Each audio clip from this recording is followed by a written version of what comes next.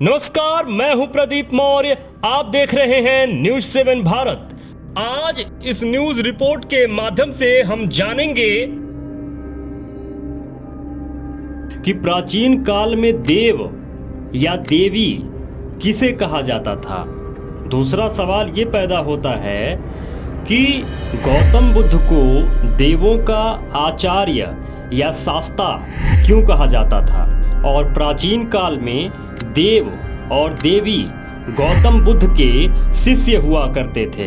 इन सभी तथ्यों पर विस्तृत तौर पे आप देख पाएंगे इस वीडियो में। और सम्राट अशोक को देवानाम प्रिय क्यों कहा जाता था, देवताओं का प्रिय राजा क्यों कहा जाता था, इन सभी विषयों पर तथ्यों और तर्कों के साथ आज विश्लेषण होगा।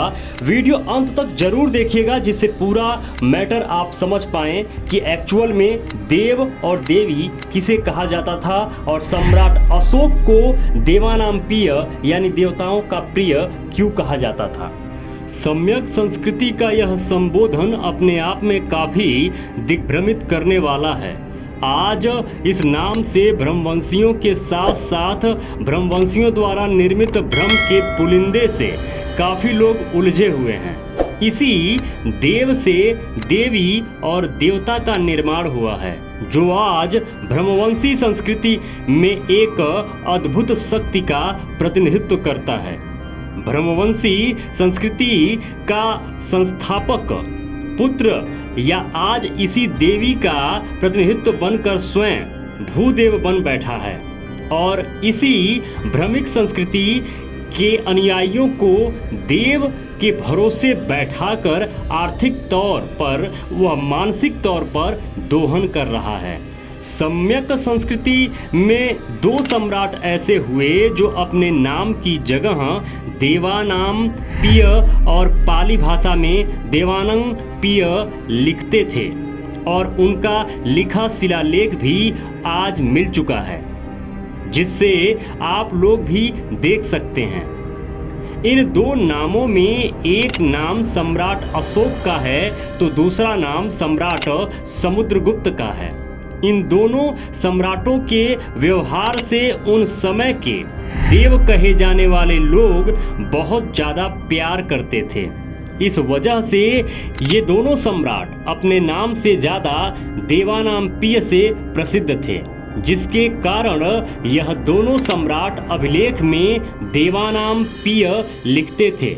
लेकिन इस बात पर लोगों के दो मत हैं। एक मत के अनुसार ब्रह्मवंशी हैं, जिनका कहना है कि दोनों सम्राट अलौकिक शक्ति देव के प्रिय थे, इसलिए उनको देवानाम लोग कहते थे या वे स्वयं लिखते थे। अब भला सम्यक संस्कृति में अलौकिक देव कहाँ से आ टपके, जिसके सम्राट अशोक और सम्राट समुद्रगुप्त अनुयायी बन गए। यह बिल्कुल ही अतार्किक बात है। वहीं कुछ दूसरे ऐसे भी मान्यताधारी लोग हैं जिनका कहना है कि ये दोनों सम्राट भगवान बुद्ध के प्रिय होने की वजह से अपने नाम की जगह पर देवानाम प्रिय लिखते थे। यह बात भी सटीक नहीं लग रही है, क्योंकि जो व्यक्ति उस समय जीवित नहीं है उसका प्रिय कोई कैसे हो सकता है। जैसे कोई व्यक्ति का जन्म होता है और उस व्यक्ति के जन्म से पूर्व उसके दादा की मृत्यु हो जाती है, अब वह व्यक्ति अपने मृत हो गए दादा का प्रिय कैसे होगा। कोई किसी का प्रिय तभी हो सकता है जब उसको प्यार करने वाला जिंदा हो, अन्यथा उसको प्यार कौन करेगा। और जब प्यार नहीं करेगा तो फिर वह किसी का प्रिय कैसे कहलाएगा। यहाँ भी दोनों सम्राटों से काफ़ी वर्ष पूर्व ही भगवान गौतम बुद्ध का महापरिनिर्वाण यानी उनकी मृत्यु हो चुकी थी। इस तर्क से इन लोगों को भगवान गौतम बुद्ध कभी प्यार नहीं किए थे। अब यह भी कह सकते हैं कि ये लोग भगवान गौतम बुद्ध को प्यार करते थे, इस वजह से ये लोग देवानाम प्रिय लिखते थे। यह बात भी तर्क की कसौटी पर सही नहीं बैठ रही है, जब ये लोग भगवान गौतम बुद्ध को प्यार करते थे तो इन दोनों सम्राटों को बुद्ध प्रिय अशोक और बुद्ध प्रिय समुद्रगुप्त लिखना चाहिए था, लेकिन ये लोग ऐसा नहीं लिखते थे। फिर क्या भगवान गौतम बुद्ध को देव कहा जाता था? नहीं, भगवान बुद्ध का ऐसा नाम कहीं नहीं मिला है। उल्टे भगवान गौतम बुद्ध को देवों का शास्ता यानी देवों का आचार्य कहा गया है, जो कि बुद्ध वंदना में लिखित है। जैसे इतिपि सो भगवा अरहं सम्मा संबुद्धो विद्याचरण संपन्नो सुगतो लोकविदु अनुत्तरो पुरिसी धम्म सारथी सत्ता देव मनुष्यानां बुद्धो भगवान्ति। यह जो बुद्ध वंदना देख रहे हैं, इसमें भगवान गौतम बुद्ध को सभी देव मनुष्य दोनों का शास्ता बताया गया है। इस बात से तो स्पष्ट हो जाता है कि देव और अलौकिक या स्वयं भगवान गौतम बुद्ध का प्रतिनिधित्व करने वाला शब्द नहीं है। यह जरूर ही उस समय भगवान गौतम बुद्ध जिनके शास्ता यानी जिनके आचार्य होते थे, वैसे लोगों का नाम देव से संबोधन किया जाने वाला शब्द रहा होगा। अब देखना है कि भगवान गौतम बुद्ध का शिष्य मनुष्य के अलावा देव शिष्य कौन है, जिसको हम लोग जान नहीं पाए। इसमें भी यह देव शिष्य भगवान गौतम बुद्ध के बाद का स्थान लेता हो, तभी तो सम्राट उनके प्रिय होते थे। ऐसा एक ही नाम है जो संघ के अंदर भिक्षु भिक्षुनियां होती थीं। उनमें से कुछ अपनी साधना की वजह से ऊंची अवस्था प्राप्त कर अरहत बन जाते थे। इनके बारे में भगवान बुद्ध भी स्वयं बोलते थे कि तुम लोग जिस दिशा में देशना यानी उपदेश देने जा रहे हो, तो समझो उस दिशा में बुद्ध स्वयं देशना देने जा रहे हैं। ये लोग भी भगवान को अपना शास्ता यानी आचार्य मानते थे। ऐसे देशना देने वाले को ही देव कहा जाता था। उस समय जो देशना देते थे भिक्षु या भिक्षुनियां, जो भिक्षु होते थे उन्हें देव कहा जाता था, जो भिक्षुनियां होती थीं उन्हें देवी कहा जाता था। सम्यक संस्कृति के समय एक राज्य विदिशा था जहां सांची स्तूप का साक्ष्य मिला है। उस विदिशा की राजधानी उस समय भरहुत हुआ करती थी। भरहुत सतना से 16 किलोमीटर दूर एक ग्रामीण क्षेत्र है। आज भरहुत की खुदाई से बहुत ही बड़ी मात्रा में बौद्ध अवशेष मिले हैं।